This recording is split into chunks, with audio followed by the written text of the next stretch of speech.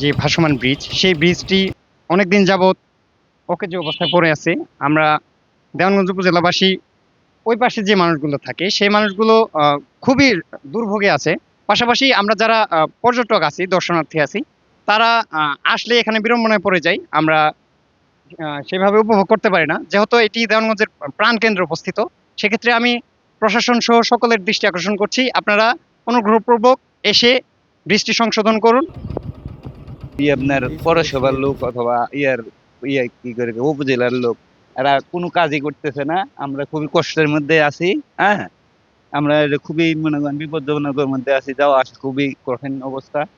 কিন্তু দেওয়ানগঞ্জে আমরা বাজার হাট করতে পারতেছি না। কোনো লোকজন যদি অসুস্থ হয়ে যায়, ওই ডাক্তার নেওয়া যায় না। আমরা খুবই মধ্যে আছি, গাড়ি ঘোড়া পাওয়া যায় না।